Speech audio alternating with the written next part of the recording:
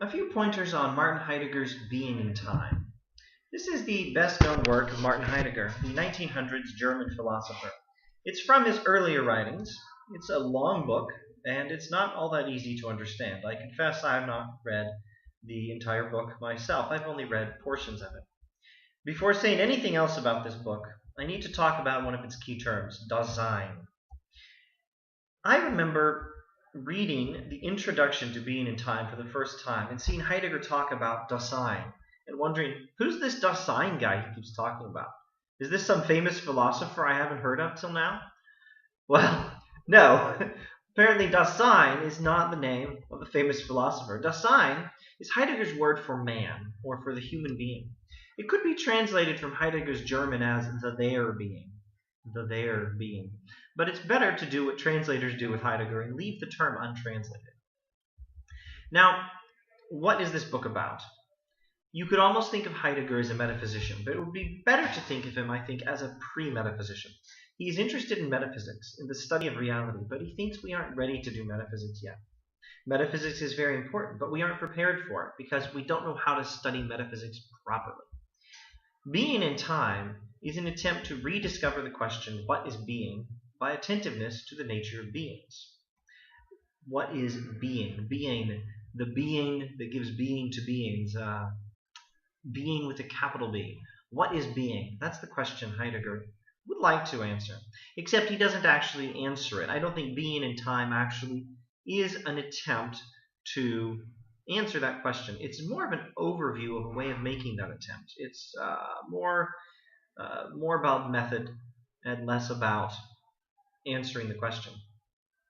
He thinks we need to study how to answer the question before we can answer the question.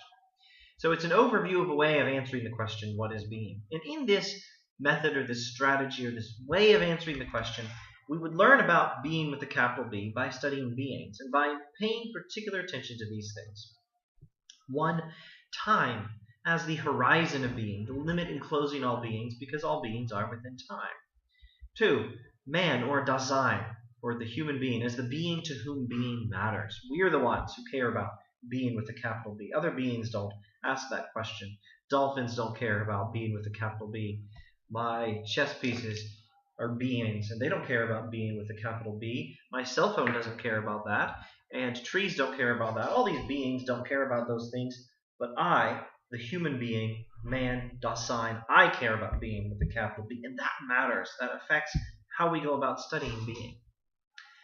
And also, man or Dasein, or the human being, is the being who cares about beings. Not only does being with a capital B matter to us in a special way among all the other beings who don't care about it, but man or Dasein or the human being is the being who cares about beings.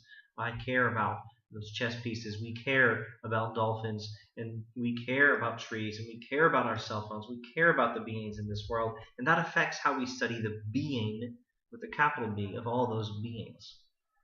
4th, man or Dasein has an effect on the nature of beings. And we must pay close attention to that if we want to understand being. In other words, Being in Time by Martin Heidegger is the preface to a this-worldly and a humanistic metaphysics. I don't think he gives us the metaphysics. It's a preface to it. He's trying to teach us how to do that metaphysics. Now, Heidegger begins this book by explaining that there's something wrong with how we think about metaphysics. Let's look at that and then go back to the lesson I just gave you on what Heidegger's doing. There's something wrong with how we think about metaphysics. In our day, we pride ourselves on taking metaphysics seriously, but the question, what is being, has been lost. Heidegger notes that we think of the idea of being with a capital B as an idea empty, universal, undefined, and undefinable. We think of it as self-evident. We think of it as a fundamental concept, one that explains other concepts, but cannot itself be explained. Heidegger thinks, though, that we might be able to explain the concept of being with a capital B, and he thinks we ought to try. So this question, what is being? What is being with a capital B? This is the big question Heidegger is interested in. But as far as I know, he doesn't actually answer it. He just tells us how we should go about answering it. And it should be answered with attention to the beings in this world. And this is a world we inhabit. It is inhabited by us, and we in this world are the ones who care about being. So again, Heidegger's philosophy is not a theory in metaphysics. It is a preface to a this-worldly and a humanistic way of doing metaphysics. So in the introduction to Being and Time, Heidegger asks, in which being is the meaning of being to be found? That is, which being is the starting point for a study of being with a capital B? And Heidegger thinks the answer is clear. The starting point for a study of being is the being we inquire ourselves in each case are. And here we have this interesting phenomenon in Heideggerian philosophy, that the asking of a question sheds some light on the answer, even without answering the question, at least not yet.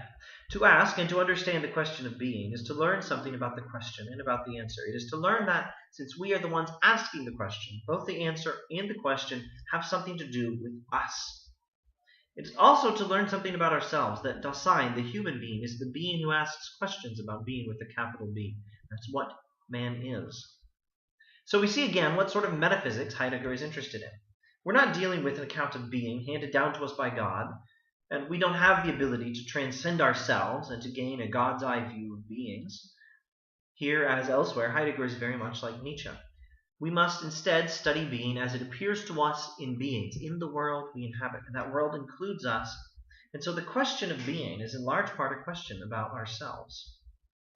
And so we've seen that man or Dasein or human beings, in Heidegger's view, have a special relationship to the question of being with a capital B. Dasein is not just another being. Dasein is a being concerned about its being. It's the question of being is a determination of the being of Dasein. Let's see what follows from this.